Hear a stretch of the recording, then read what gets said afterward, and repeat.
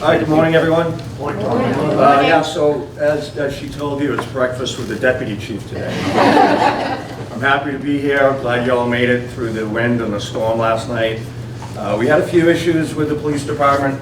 A couple trees down, the lights went out at 9 in Otis, about 6 o'clock this morning. That's always a good time.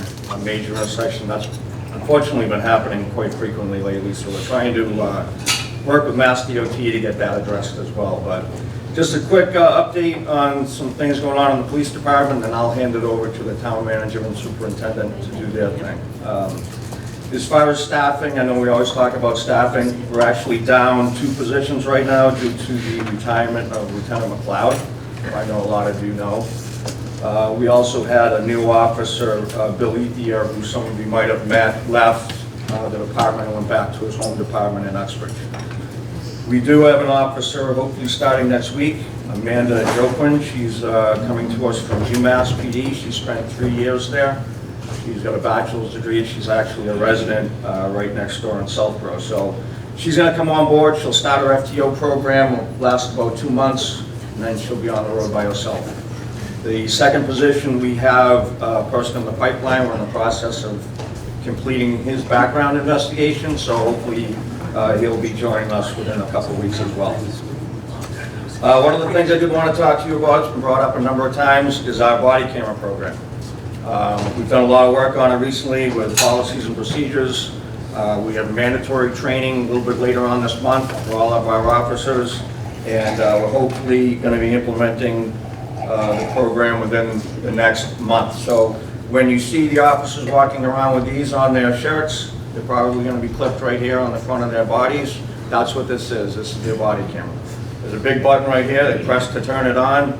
It films, it records audio and video. So certainly going to be a learning curve, but we're working towards getting that program implemented.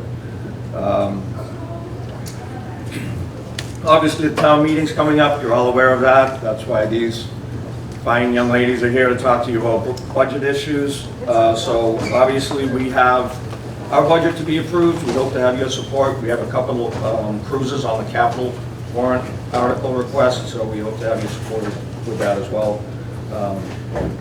And with that being said, I'm just going to hand it over to town manager and superintendent.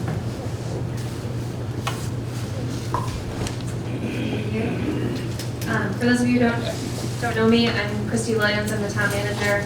I'm here with Amber Bock, superintendent, this morning to talk to you about the Fy23 budget, so the budget that will start on July 1st and of 2022, and that's the budget that we'll be asking for approval at the upcoming town meeting. Just stand over here to move my slides. Just to talk about the town's financial health in general. Obviously, you've heard me all speak about the impacts of COVID and the pandemic and how that might impact our finances. And I think, maybe coming out of COVID, or we hope that that's what's happening right now. We all still have great financial health in the town of Westboro. So this shows our reserves. We have free cash. This is prior to any town meeting approvals, but our free cash is above our goal. Our stabilization is slightly below, but our combined free cash and stabilization, which is the one that we really look at, we're still well within our goal. So we have healthy reserves. This is looking at our FY22 tax bill, so the tax rate that was just set in the current fiscal year, and this compares us to our dashboard communities. And so you can see that we're right in the middle of our dashboard communities, and that's for the current fiscal year's tax bill.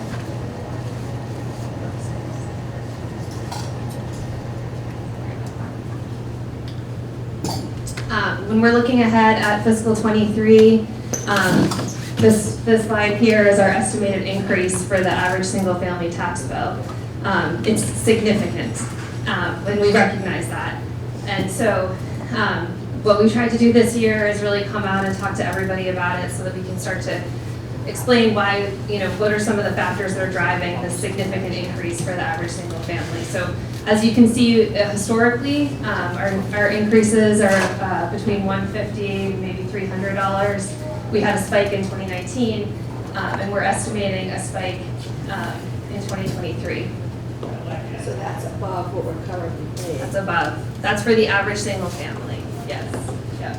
So that's $1,087 is what we're estimating. And it's really important to remember that these are estimates. Lots of things happen, and I'll get into that, but you know, one of the things that we don't know for sure is we don't know what our state aid is going to be. So the money that comes to us from the state, the governor has put out his budget. It's a little bit higher than we had anticipated, so that's a good thing. We're hoping that we get even more because the state revenues have come in a lot higher than they had anticipated. So as that budget works through the legislature, you know, we as a community, but also our state associations are really pushing on the legislature to bring more of that money back to the cities and towns. This just shows the average single-family tax bill versus as it moves up versus the value. So one of the things that we're going to talk about, and one of the reasons that John is here, is one piece of this that's really driving that large increase is the single family, the home values. I think we all know that the real estate market is hot right now. If you know anyone that's put their house up for sale recently, it's typically is on the market for a very short time. People are getting over asking, and all of those sales are really driving how all of your homes are valued and how everyone's home is valued. Just to give a different perspective and something that we've never really shown before, that $1,087 is the increase to the average single family. So that's projecting of the average single family value of just over $600,000. Close to 630. Close to 630. Thank you. If you live in a condo or something that's valued more like a condo, the increase is $680. So just sort of putting that in a different perspective depending on what home you're in. And then this just shows that same chart for a condo. So what's contributing to this increase? And this is something we really want to drive home, is that because of the real estate market, because home values are really going up right now, just sort of given what's going on and you know, throughout the state. Even if the town didn't increase budgets because of the single-family home values increasing, average single-family home tax bills would go up about $515. So for that $1,087, $515 approximately is attributable to just the value of your homes going up. And I have a slide that will help put that in perspective. But what that means is that there's been a shift. There's been a shift in value. So the residential home values are outpacing or projected to outpace the increases in the commercial and industrial property values. So if everything sort of rose together, if commercial was going up at the same rate as residential, we wouldn't be feeling this shift. But because residential is outpacing commercial, that's why we're seeing the residents experiencing this increase. So we're showing that commercial, industrial, personal property is actually taking up 28.5% of the levy versus 30% in this current fiscal year. This is a slide that John put together just to try to explain it in a different way. It's an example, but basically what it's showing is that if our budget was $100,000 and the tax rate was $20, and we had 7 houses and 3 office buildings, and everyone's paying the same. So the total value is $5 million. Everyone pays $10,000, and we get to that $100,000, and that's that 70-30 split that we're in the current fiscal year. With the shift going into FY23, if your house increases in value $100,000, now you're paying more money because your values have gone up, and it's still a $100,000 budget, but because your values have gone up, the way that your tax bill is calculated, you're paying more, and these office buildings are actually paying less to get to that $100,000. So this is another example about how that shift in value is impacting the fiscal 23 budget. And again, these are all estimates. John can probably speak better than I can about, all the work that he does to arrive at the final value. But that happens over many months. That's not something that we can do at this point in the fiscal year. And that's typical of every year. It's just that we don't generally estimate these values increasing the way that we're estimating it for 23.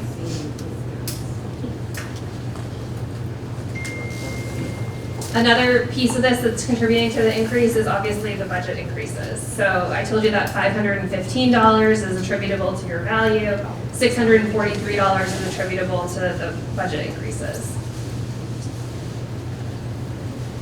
So I'm going to talk a little bit about some of the things that are happening in the town side that are contributing to the budget, and then Amber can talk a little bit about the school budget and how that contributes. Some of our salary impacts on the town side. We are increasing hours for one position across the whole budget from 30 to 40 hours per week, and that position is actually going to, that position is paid out of water and sewer fees, so that doesn't actually contribute to that $1,087, but is paid out of user fees. In the finance department, we added a grants administrator procurement officer last year. So last year we only funded a portion of her salary, and so it'll be fully funded in FY23, and that's that $23,000. In the fire department, I know the chief has talked to you over the years about those 8 additional firefighters that we hired in 2018. And so we got a grant. The grant paid for the salaries, and every year it incrementally pushes more to the budget, and then the grant reduces. So in fiscal 23, there's no grant money for those positions anymore. So this is that increase to pay for the 8 firefighters. In the police department, we added a lieutenant at town meeting. And so again, that was only partially funded in this current budget, will be fully funded in fiscal 23. Health insurance, and you all are maybe experiencing this personally, but our health insurance, which has actually been really low in the past couple of years, only going up 1%, is estimated right now to go up 9%. This is something that this is a number that is still outstanding in terms of finalizing, because we really work with our insurance carriers and all of the town unions to try to get that number down as much as possible. But at this point, that 9% increase represents $133 on the average single family.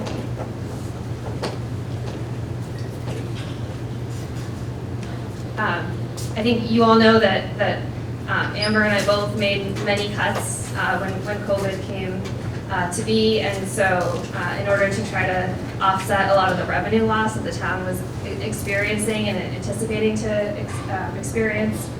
And so some of the things that we cut Hazardous Waste Day, so you haven't had that in 2 years.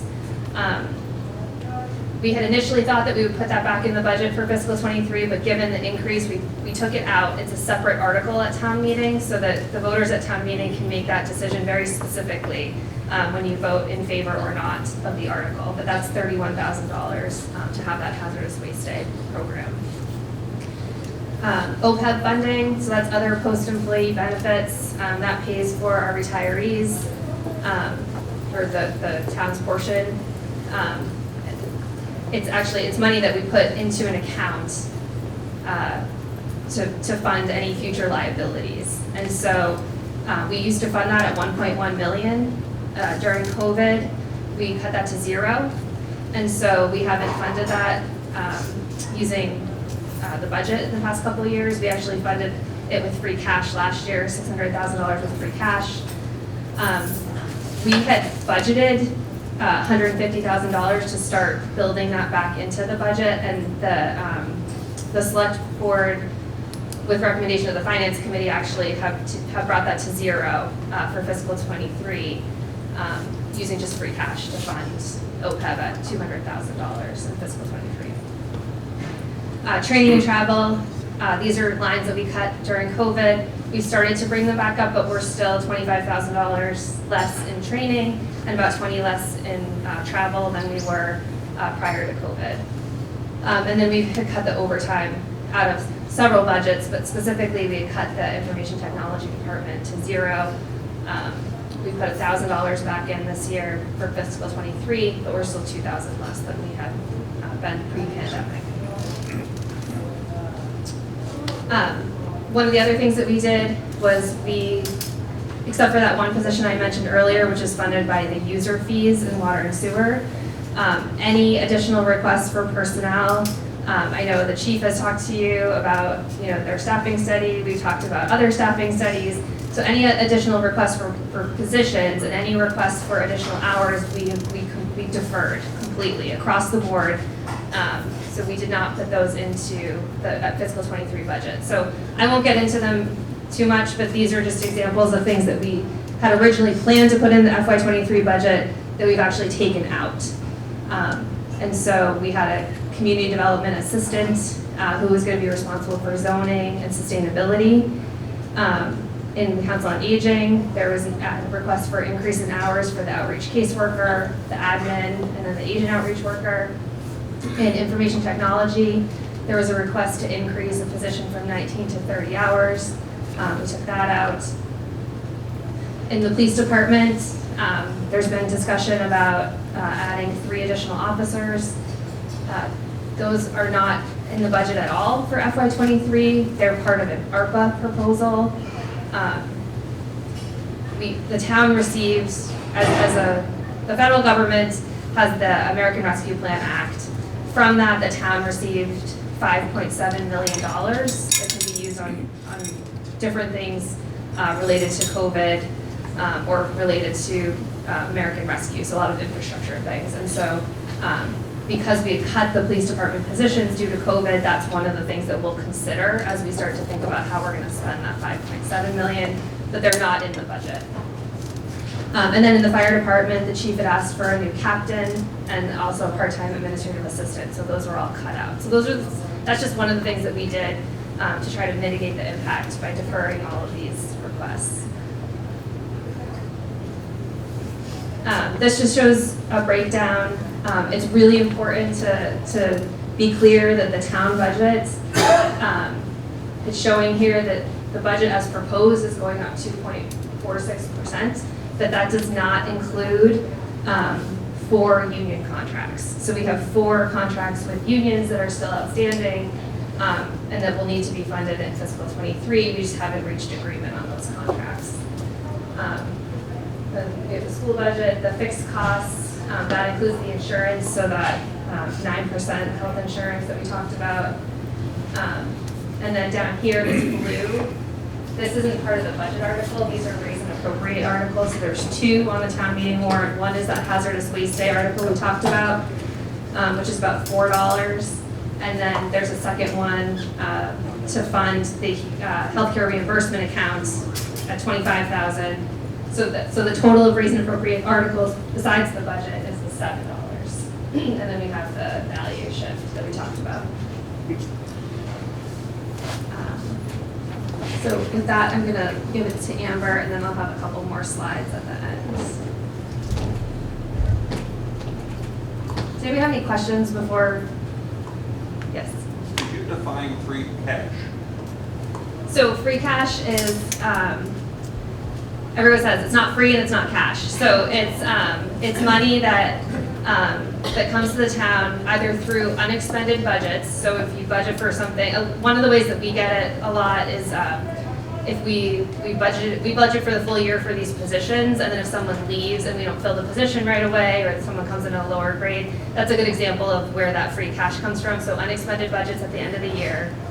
Also, unanticipated revenues. So, we estimate our revenues, but if more building permits come in at the end of the year, that would close out to free cash. Do you have any other examples you can think of? No? Yeah. Yes. Is that basically money that the town has, it just has not been allocated to anything specific? Right. So the free cash amount. So we have $13 million in free cash. and it hasn't been, it has to be allocated by town meeting. So we typically use that money for our capital plan, which I'll talk about after Amber's done. We use it for one-time purchases. We have used it during the pandemic. We used $770,000 of it to lower the tax rate. And we did that in response to COVID in order to get the number down to where we had estimated it to be pre-pandemic. One of the difficulties with using free cash to offset the tax rate is it creates a structural deficit.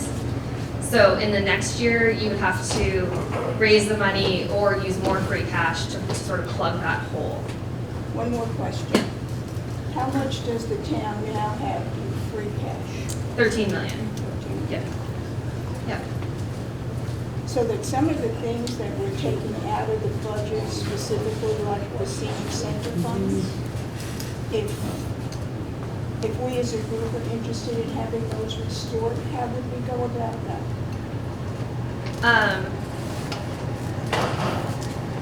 I mean, you could certainly make an amendment on town meeting floor. I think one of the things that I've been talking about, because we've been talking to different groups, is that, all the positions that we deferred have value, and there's value attached to every service that the town provides. So depending on what services you benefit from, or what your experience is, you might attach different values to different things. And so I say that because when I speak to Sustainable Westboro, they're very disappointed that they're not getting the sustainability coordinator piece in that community development assistant position. So similar to what we did in response to the pandemic, we just across the board deferred all of those positions. One of the things that we need to be cautious of in using free cash to pay for operations is creating that structural deficit, because it's like using your savings to pay your mortgage. Thank you for your answer. Sure. Okay. Hand off to Amber.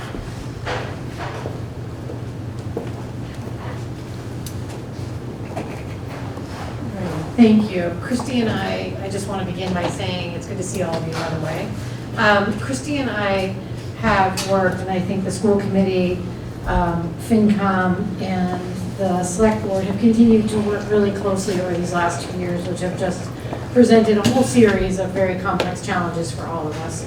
Certainly, as you have faced having the senior center closed and then reopened, as we've all moved through all the various phases of masking and limitations, it's just presented lots of both financial challenges and also emotional challenges. So I guess if I were to pick something that I think has been a positive of that is you continue to look at forging tighter relationships on the financial work, and then also continuing to come back to the table to look for ways that we can be creative in our funding.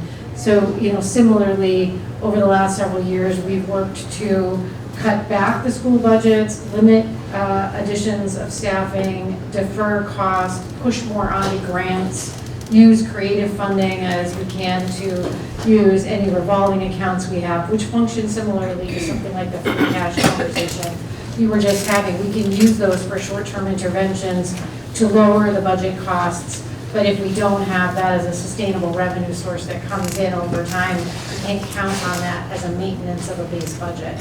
So some of how Kristi has walked you through those pieces of the town budget.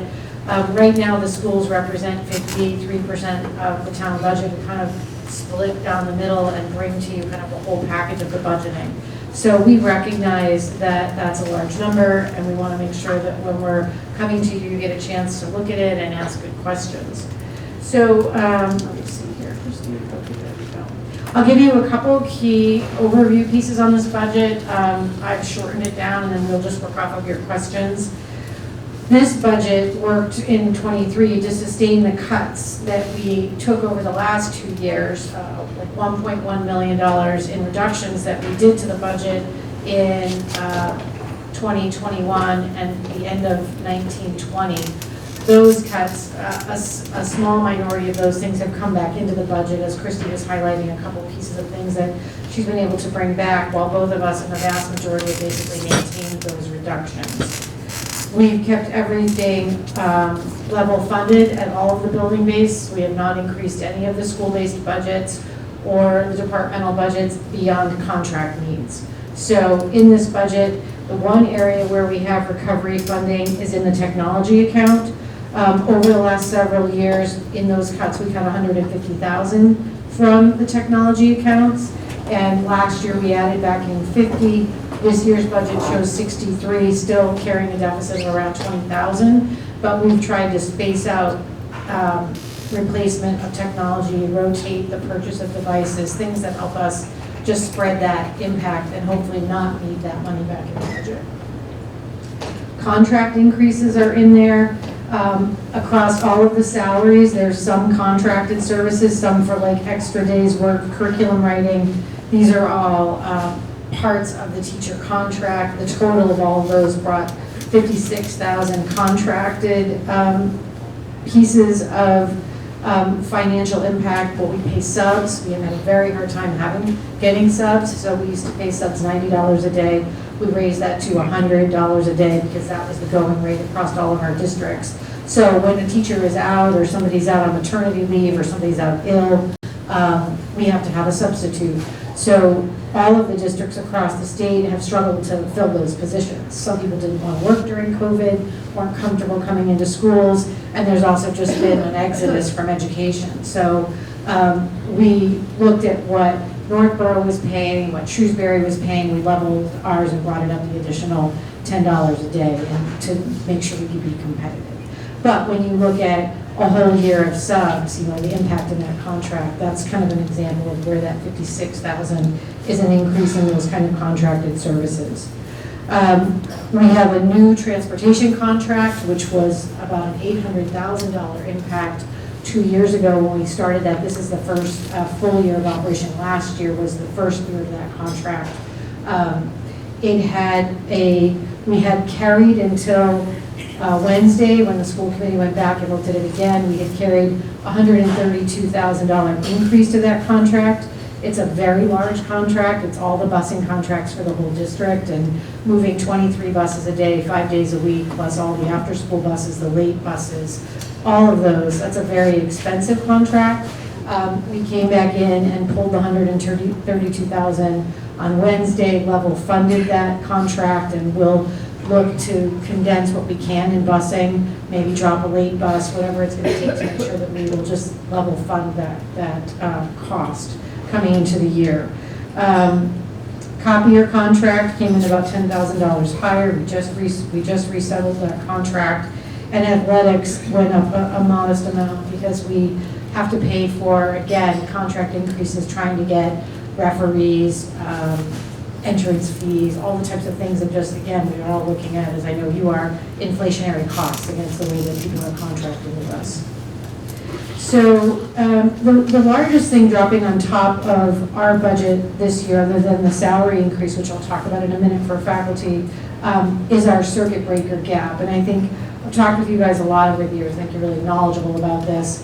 We get a state funding to help us offset the cost of tuitions for complex students who are outplaced out of the district. So the state gives you some money that offsets at about 75% of your cost what it takes to outplace a child with very complex needs to a private setting. Here in Westboro, you've heard me talk about the fact that we pride ourselves in trying to provide balanced programming for all of our children. It's both cost effective and it lets anybody who lives in the town be schooled in their town, as my children were. That impact cost, though, year over year, comes to you on a delay. So if you've faced an increase in outplacements or those tuitions go up, you're always off on a gap in that funding by a couple of years.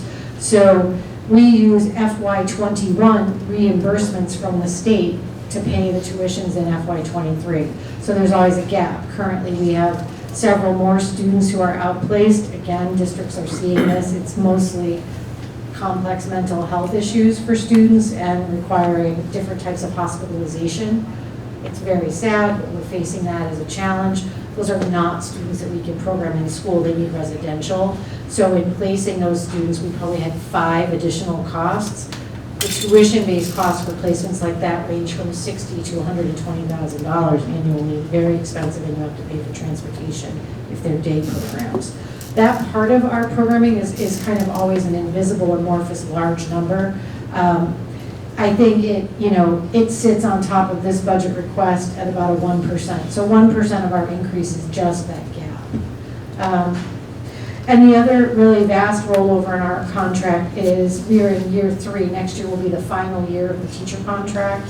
For those of you who've been attending town meeting, we talked about the fact that we had a very advantageous salary contract for the last 6 years.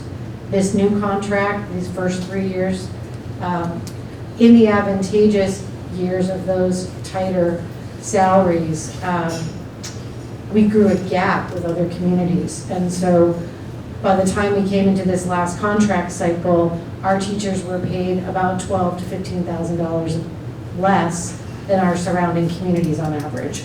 So we really need to stay within a competitive close reach of those towns, and we were committed at the negotiation table to try to return our salaries to moving forward to get closer to those. And this last year of the salary is a 3.5 increase and a 0.5 on the last day of school. So it's in effect a 4% increase next year. That's the largest really part of the rollover of our budget in this upcoming year. So you see that visualized for you here. Oh, you can't see that visualized if you can't see the slide. Let's see if I can. Sorry. Yeah, thank you.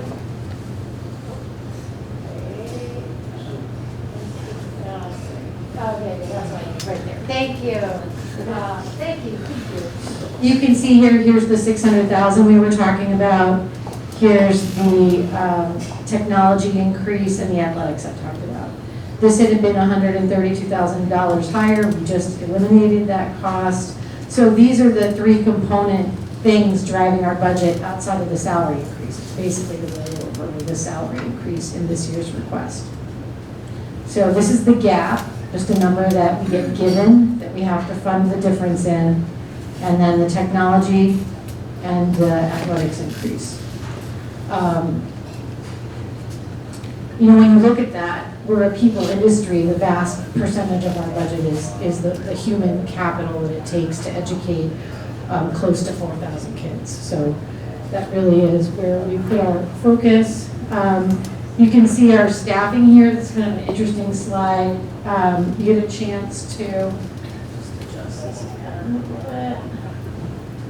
You see here, I'll put up 2 pieces for you. We look at those salary breakouts. We had no new positions coming into this upcoming budget, and then went back and we cut 2 positions. We cut a teaching position, we cut a tutor position. We condensed some paraeducator positions, like we're looking for those cost-saving measures to limit salary, because that's where the majority of your funding is. Currently you see here the teachers are the largest group. You have 683 FTEs working across the district serving those 4,000 students. So it's a large organization. You have teachers, you have special educators, you have 19 teachers who work across the district with students who don't have English as their primary language. So you have these layers of service delivery that are required to be given by state law, and so we try to consolidate and be creative in that service delivery, but it's certainly an expensive industry to run. And if you look at our numbers here, you get a little look at kind of who, sorry, I'm trying to turn the computer, until I don't have to do my own tech very often. You have 618 students who receive special education service delivery. So that's a lot. That's about 15% of the population. That's typical. The state average is 18. So we don't have more special education students than other people, but it's just the average. We have 382 students who receive ELL service delivery. Those are students who come to us where their primary language is not English. Some have no English, some have some English. It takes about 3 years to move them through the attainment of their English skills, and then they take off on their own and move through the rest of their education in Westboro. And then you have the students that, you have 2,000 students embedded in fine arts programs, athletics programs, because there's a lot that you do with it, like you remember your children in school, they're going to go to music, they're going to go to gym, they're going to do all those things. So if we look at, so a couple pieces, I know I won't dwell on this, I'll pick up the pace here. One of the things we look at is just kind of where we fall. What's interesting is that right now the cost of our per pupil expenditure, kind of like what is Westboro doing for you to educate our students? Are we being cost effective? We fall in about the middle of our comparative towns. So we're not the most expensive, we're not the least expensive, we fall just below middle. This is interesting though. Of all of our comparative towns, we are in the top 3 for complexity of needs of students. So, I mean, the simple summation of that is we have more complex kids, but we're offering what we can provide a strong education at about the middle range of cost to these comparative communities. So that means we're being cost effective in how we're managing those SPED students, the L students, so that we're keeping those costs contained where we can. But we're doing very good work for them because we also have high performance numbers. So these are the things we're looking at to try to be clear with you that we're doing what we can to contain costs and also maintain services. For those of you as well, I'll just mention in our past, you remember we've had 3 big changes that have happened over the last 3 budget cycles, and those continue to impact this budget as well. We voted to offer a full-day kindergarten 2 years ago. That had been paid for in a revolving account. People paid to send their kid to kindergarten in the afternoon. We moved to including that in our budget as a full-day program. We're just kind of now feeding those staff that had been on that tuition account into the budget, so that adds people into the budget that had carried on a tuition account. The busing contract I mentioned, we started in an FY21. It was an $800,000 increase. When we came into that new contract, it just dropped that huge lift. So we've now kind of absorbed that into the overall budget cost. And then the salary increase, as I talked about there, you see the 3.5 in this year and the 0.5 on the last day of school this year.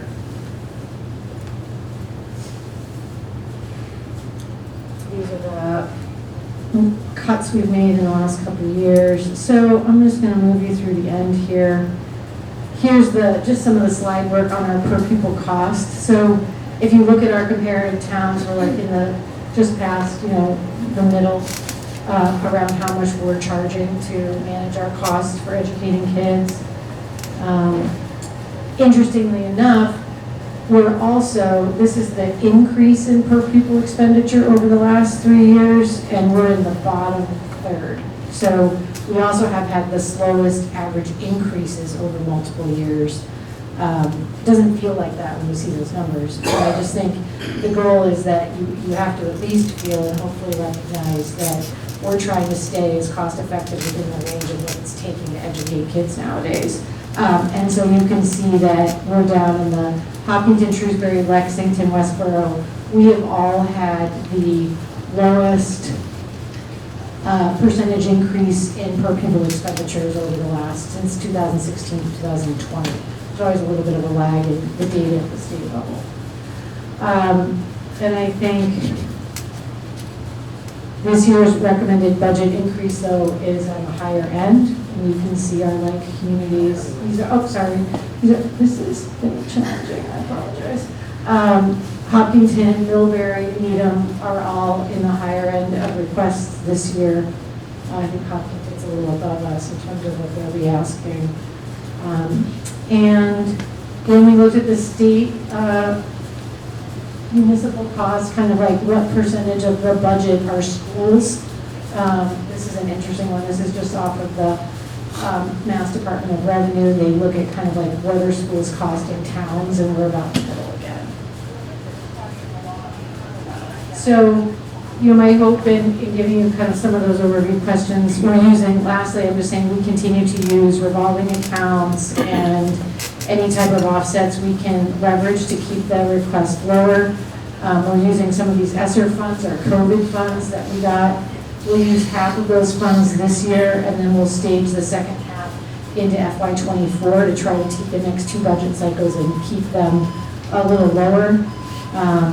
We're using some of the closing numbers of that tuition account to keep some staff on that account for one more year. That will taper out into '24 and then to spread that out in terms of how it comes into the budget. And lastly, we always take a $200,000 offset to our budget across electricity and building use for the after-school programs that stay in the school. So they pay us for electricity, custodial, and space costs. So on average, we just take that $200,000 as an offset to help us cover some of those costs. Again, things we can do to be creative in the funding. We then went in and we reduced a teacher and a para.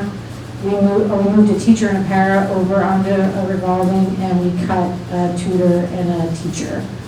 So all of those brought us to the final number. We had the bus number in there, brought us to this year's annual request, which you saw in Kristi's number. So I guess again, class size, remaining average, all things you've seen in the past. I'll just mention warrant articles, I think, and then I'll hand it back to Kristi. We have 4 warrant articles. 2 of them are in alignment for potential ARPA funding. I think the Hastings roof also, I have to update that slide. And then the Armstrong freezer replacement, and then request for the repair of the Armstrong playground. I believe that's a free cash article request. And that the freezer, the chiller system at the high school and the Hastings roof are ARPA requests or raise and appropriate. So I can take questions and then turn it back to you. All right, so let me open it up for discussion. Sorry, just end here. All right. Better look at a picture than the data when we have questions. That's a lot of information. I'm sorry, it always is, but I would open it up to just discussion, things I can go back to and help kind of unpack for you. Kristi and I both recognize that, that we all, looking at both the combination of inflation and fixed income work, these are challenging numbers, so we want to make sure we're giving you time to talk about it with us and answer any questions. If you see things we don't, that helps us. So two related questions. Can you remind me again how our per pupil costs compare to our neighborhood? And secondly, what are the enrollment trends? Are they going up, down, sideways, and how do you see that impacting the next few years? Great question. First, of our comparative communities, we're just on the downside of middle. So we're really actually in just kind of smack in the middle of all those communities. You've got kind of Lexington on the high end, you've got Franklin on the low end, and you've got kind of this bell curve through the middle, and we're on that lower end. We're sustaining that actually over multiple years. And with regard to the enrollment trends, I mean, all of you saw over several years we had like that spurt in growth, which was pushing on all of us, and it was coming through in added staff. Clearly over the last 2 budget cycles, and over the last 3 years, we're seeing a stabilization of enrollment. I think it's going to slow grow probably to about 4,000, maybe 4,100 over the next 5 years. But the staffing should remain stable. I think we're going to put it in place. We haven't had to add classroom teachers or particular program-based additions driven by enrollment over the last 2 years. So I think it I wouldn't say like there's always this discussion about build out and when houses turn over, but I think we're getting into kind of that stable rotation that existed in Westboro for several years before I arrived. That's a great question. Others? Yeah. Overall, what's percentage-wise, last fiscal year to the upcoming fiscal year, what is the percentage increase in the total school budget? In the whole school budget? The whole school budget's increase, look at this slide, it shows that it's small, but I'll pull it up for you. That whole number, and I just sent it across the street. It's a 3.1 million increase. That's a dollar. What's the percentage? Oh, sorry, I apologize. 5.57. Sorry, I should pay close attention. That's 5%. doesn't. The reason I asked is, the other speaker said that the town budget was going up by 3.5%. Let's put up the slide that I had. Because then I'll have to.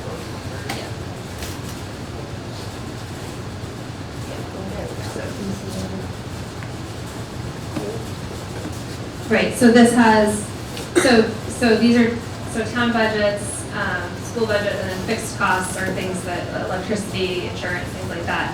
But again, this number does not include those 4 unions that we haven't settled contracts with. So any increase that they would settle for, their cost of living adjustments, anything like that, is not included in this number, but is fully included in, well, all of the school contracts are fully included in the school number.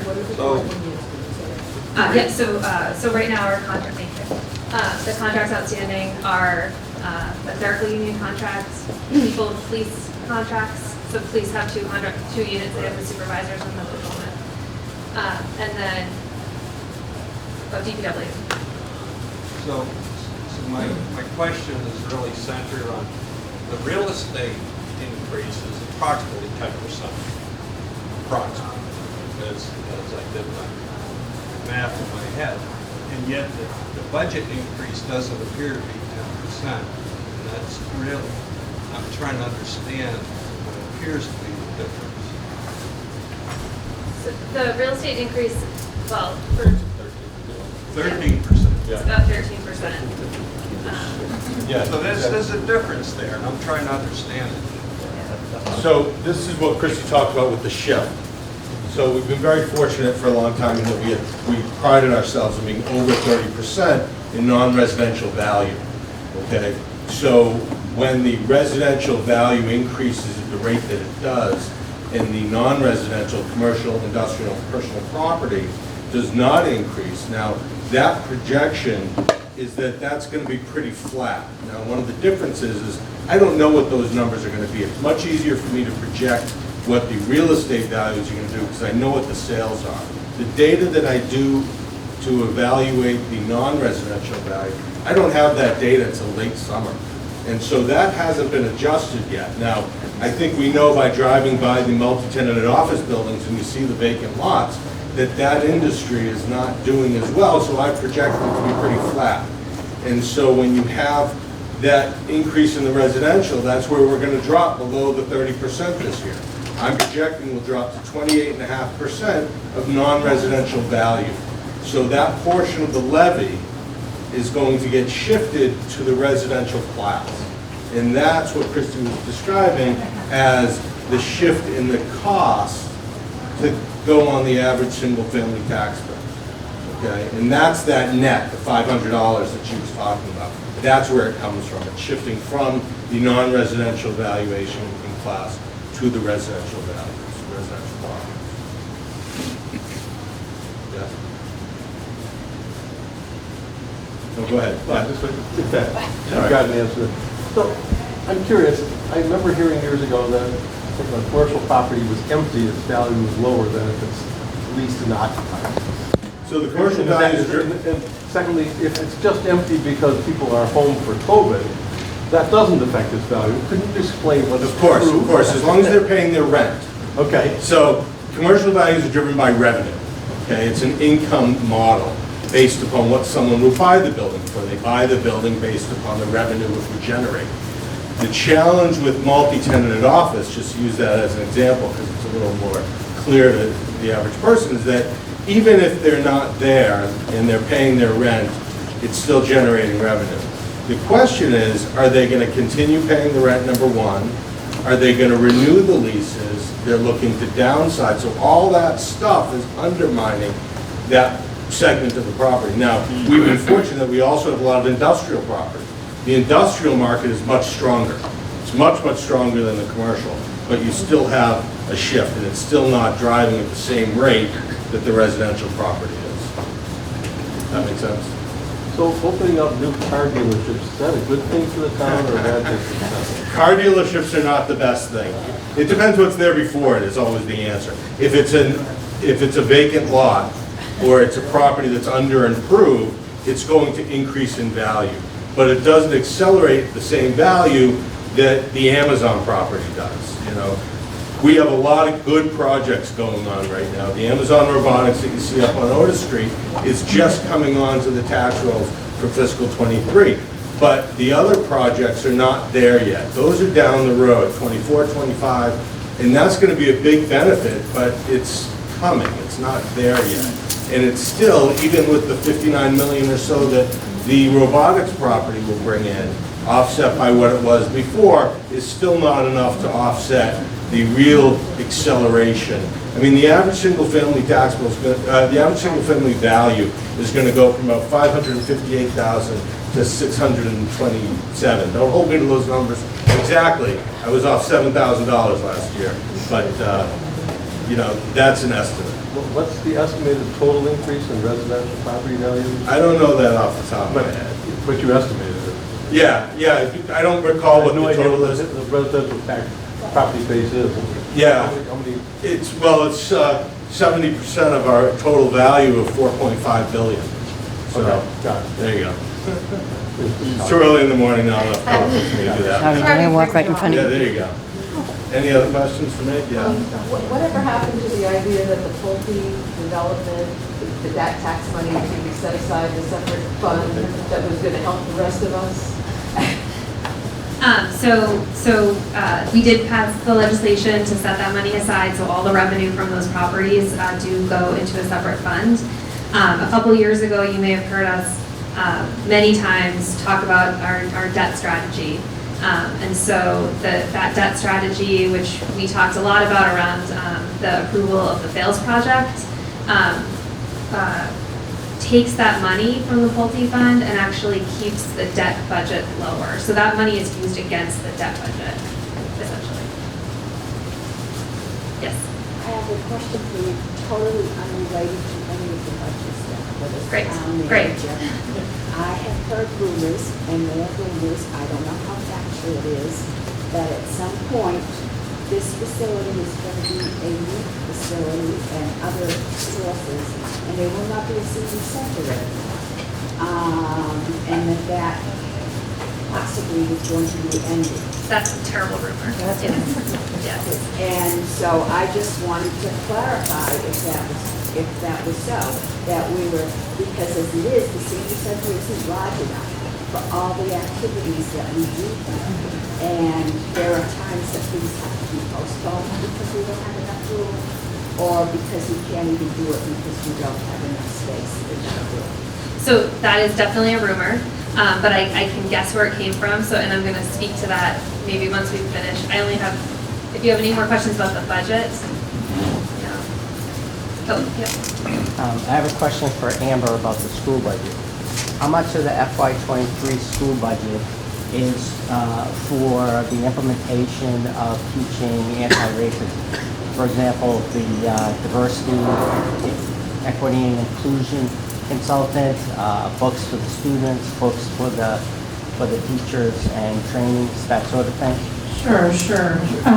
We always have maintained professional development costs, so we carry, several line items for professional development. So this year we started working with a consultant who is helping get our staff into a more kind of consistent level of knowledge around how to be supportive to all cultural differences and ethnic backgrounds, and aware of our biases around how we might be treating students of different religions or races.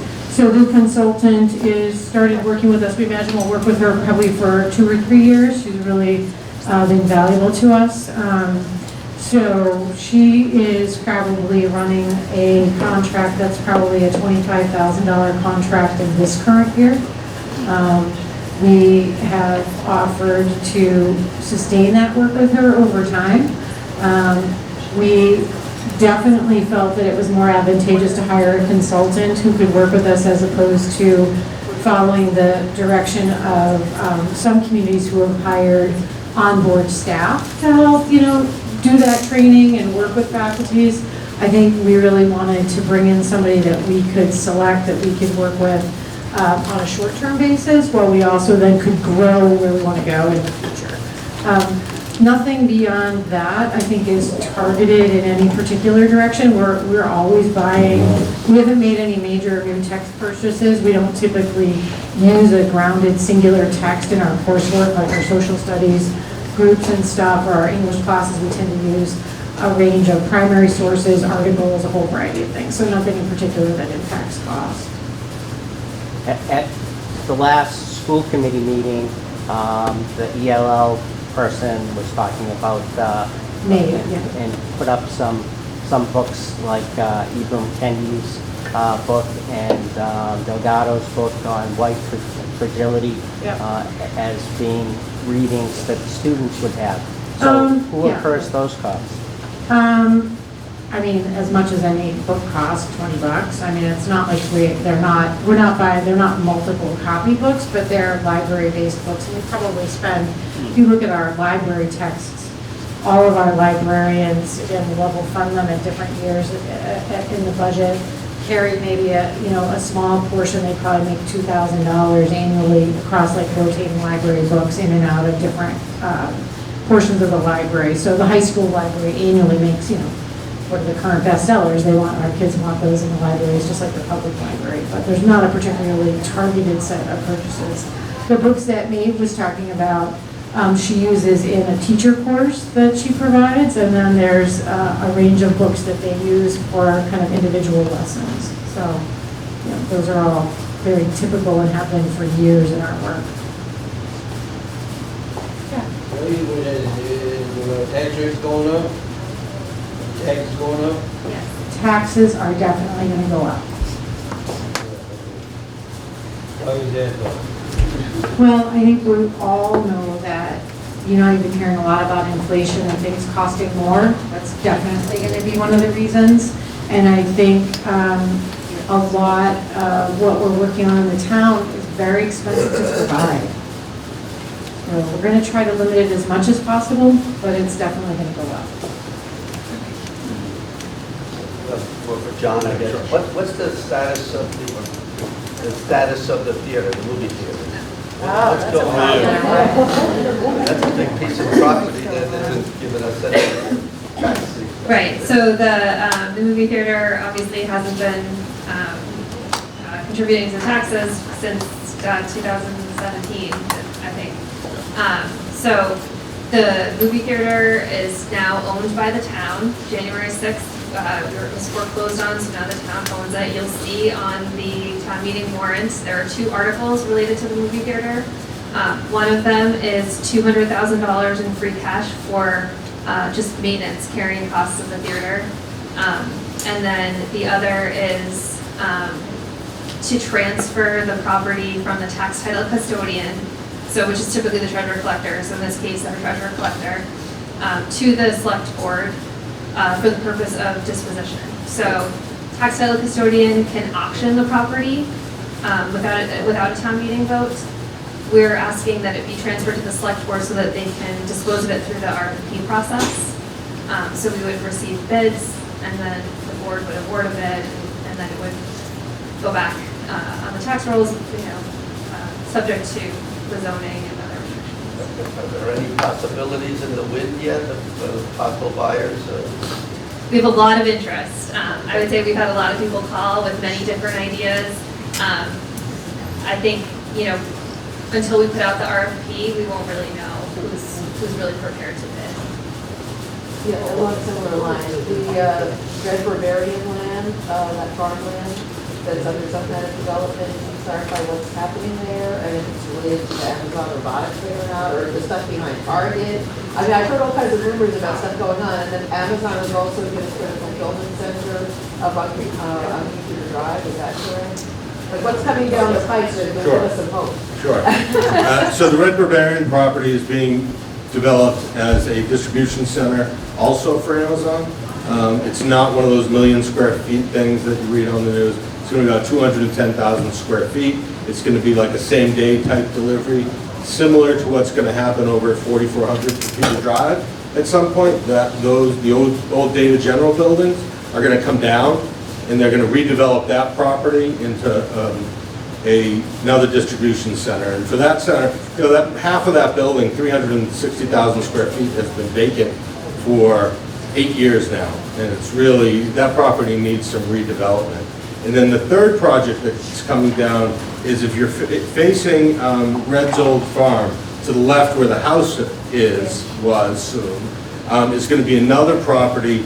It's not necessarily an Amazon property, but it is going to be a high-end R&D property, which will be excellent. And then lastly, there's talk, not confirmed yet, relative to the BJ's building and redevelopment. I don't know if you know this, but BJ's has or is in the process of moving to Marlboro, and so there's a target to redevelop that property as well. My husband says we should change our name to Visa.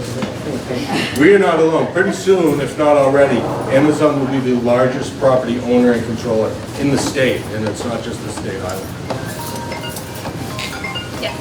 All right, off the budget. Questions about signage in town? Who do you go to for signage? Such as, and the deputy chief over there. You guys do a great job. I live on Milk Street, which should be, it's a 30-mile-an-hour speed limit. If you're doing 30, you're going to get run over by numerous vehicles. You know that too, right? Absolutely. Speed's a problem on every street. Every street in town. I see these electronic signs with speed limits, your speed is. How do you get one of those put up on the street? And how about an engine brake? Can I just want to finish the budget, because I only have a couple more slides. So these are, I'll go fast. So these are the things I talked about as being outstanding. So we still don't know about state aid, those union contracts, and then the insurance budget we're continuing to work on. We talked about free cash. There is a proposal to use some free cash to offset the tax rate. At this point, my recommendation is this: we started at $1 million, and because we've recognized some savings, it's down to just under 500,000. And then this is just a chart showing that even if you use $1 million in 1 year, when you're pulling it back onto the tax rate, it's incremental, and so you end up using more than the $1 million.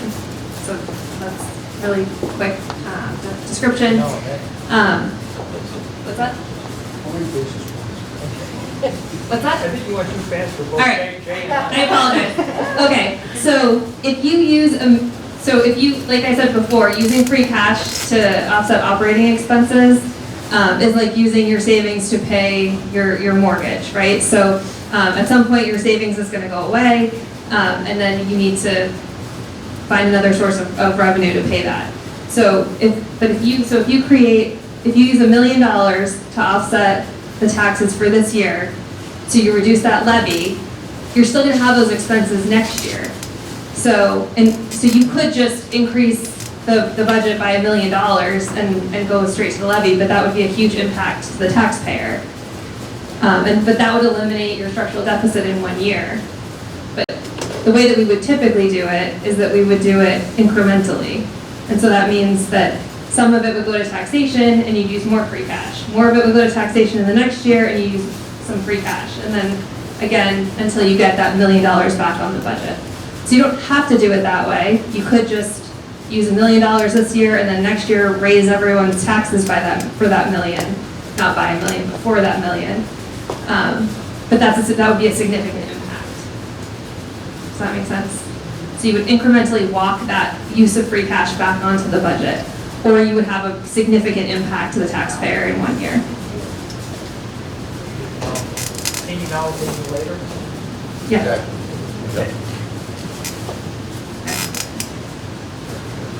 This is the reserve summary. So you see this is exactly from what you'll see in your R&R for the FCOM meeting, the Finance Committee's report and recommendations. And then this shows after all of our, if all the articles were approved, where we would be with our free cash and stabilization. So that's 12.94. That's within that 10 to 15% goal. This is the capital budget. So Amber talked a little bit about what the school has. In I think it's Article 8 or 9 of the warrant is all of our capital items. We traditionally use free cash for these because they're one-time expenses.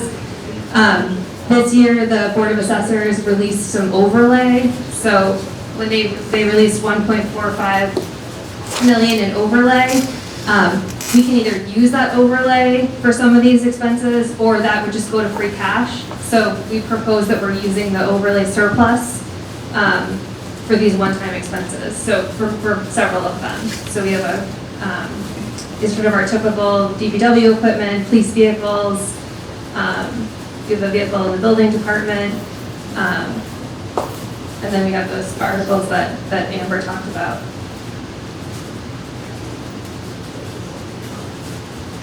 And then this is just our last slide is just how your property taxes will be spent.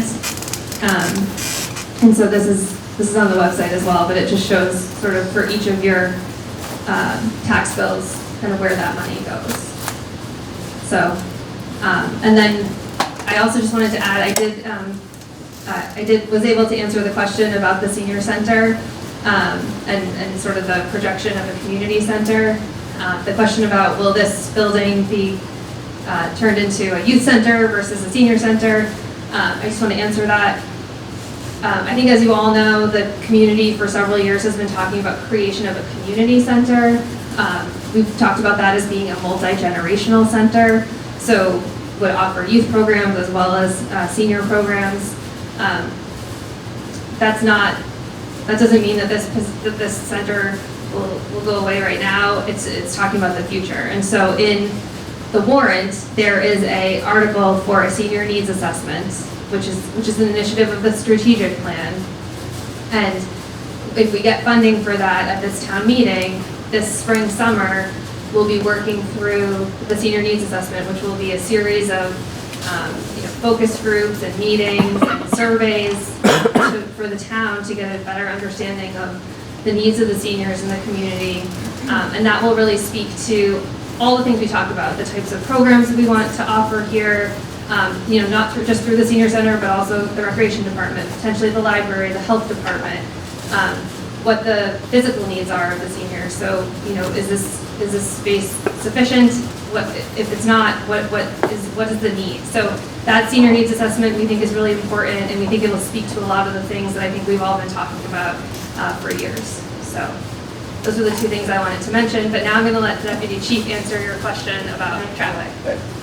I have to go. I have a 10:15 meeting, so I'm going to run. I'm always happy to come back, and I just have to say how good it is to see you. I've missed breakfast and being able to come and visit, so if I'm invited, I would love just to come back and have just breakfast.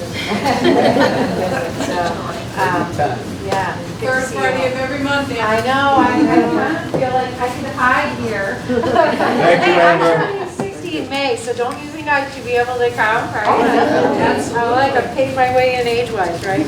All right, take care. Thank you.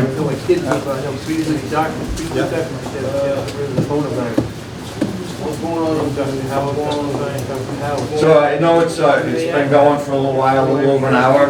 More than happy to answer any questions you guys have. But I know we have some important people in the room that might need to get back to work as well. So if you have any questions, I'm happy to answer them.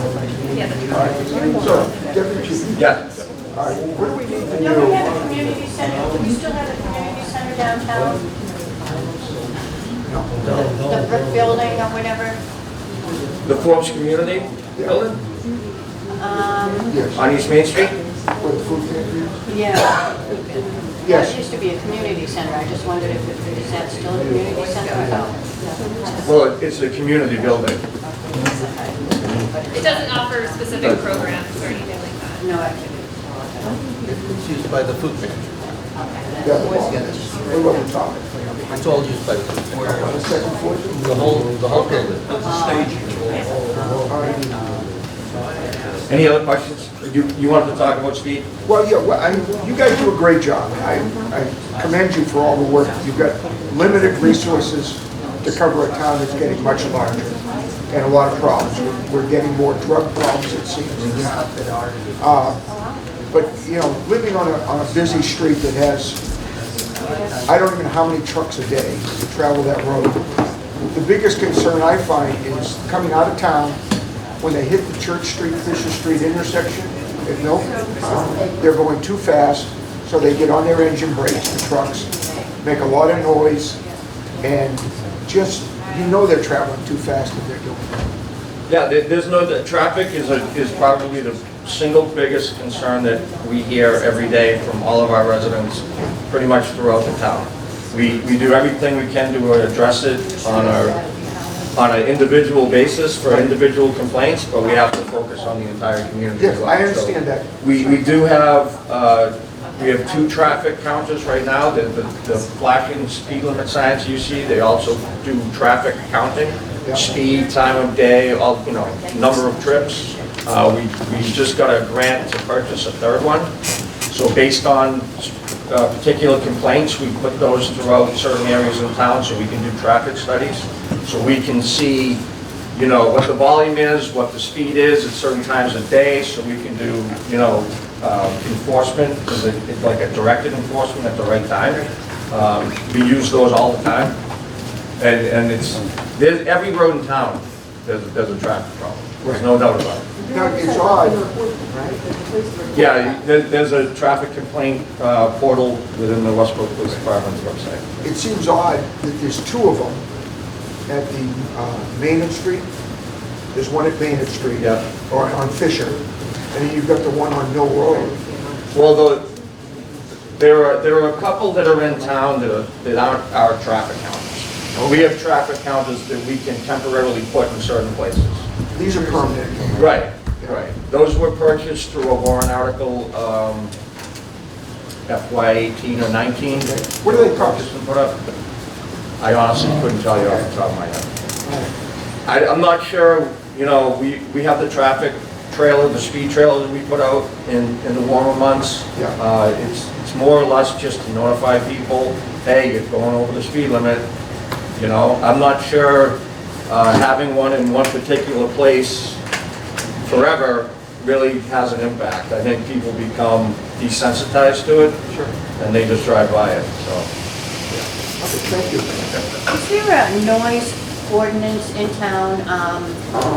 In the middle of the night, the Harvey trucks go and empty all the, I don't know if you've ever heard it, but it's loud as can be, and it's every night, you know. So a noise ordinance would be related to like a specific bylaw that the town would accept, and we don't have a specific noise ordinance. The only issue with a noise complaint would be is that it's like a disturbing the peace. If it was like a loud party or something like that, we could look at a charge of disturbing the peace or being disorderly, but generally if a business is in a business district and they're performing their course of business, and you know there's really no noise ordinance to prohibit them from They operating. take those dump trucks and like slam them, you know, I'm sure people who live downtown hear it, you know. But we But get it's like complaints 3 or from 4 in people the on Mill morning. Street or South Street when they drive down and the empty dumpsters are bouncing on the back of the truck. And there's really not a lot we can do with it, to be honest with you. I know in the morning, you have traffic, and in the afternoon, you have traffic. Yep. John knows the traffic is always going to be there. The traffic is always going to be there. And always, you know, the more we grow, the more traffic there's going to be, so. This is nothing to do about it. No, we try to, you know, we try to monitor it and minimize it when we can. We always look at ways to, you know, if there's traffic studies we can do or detours that we can have, that, you know, there's talk about other truck exclusions, but there are a lot of Mass Dot rules that go into, you know, putting up extra signs or stop signs or truck exclusions, so it's not really just a local issue, it has to be looked at the state level as well. Another question for the town manager. She reminded me, Harvey's is being sold. What effect is that going to have on our transfer station? I've been working with the new public health director, and we don't, she hasn't identified any, you know, specific impacts around that transition. My understanding is that there's a whole transition plan in place, and so we haven't identified any impacts. Okay, thank you. Yeah. Are they gonna be doing any road constructions? I noticed out off of Flanders Road, you know, some of the roads are really potholes and everything else. Yeah, so we have to typically this expect time it, of but- year, especially we Right, see that. right. So that's, you know, the spring, summer into early fall is really our season for addressing some of that. Yeah. So yes, I can't tell you which one. Which but- streets, right. Yeah. Okay. The DPW has tried to get, has started to do even more communication around where things like that are happening, and so, you know, social media and their website, but, you know, things are significant, they, you know, would try to communicate out. On that note, I want to tell you that I think the new DPW director is unbelievable, he's incredible. Because I live in the Yulman Farms neighborhood, and he is bringing people out to maintain pieces that really maintain and get shrub out and clear out pieces of open space that haven't been touched in the 27 years I've lived. So, I mean, under power lines, and he's doing a very good job of really making sure there's no fire hazards, and, you know, he's maintaining things that have not been maintained in a very long time. And more power to him, and he got us paid, which is another thing we love him for. Great. That's great. Any other questions? All of our presentations are on our website. If you have questions and want to come in and just talk to me or John, you know, we're fully available. And then, you know, the select board will be closing the warrant on Tuesday night. And then the finance committee continues to talk about all of these articles at their meetings leading up to town meeting, so. Thank you, Kristi. Thank you, John. Very informative always. On behalf of the chief, thank you all for coming out. Thank you for your questions. Have a great day.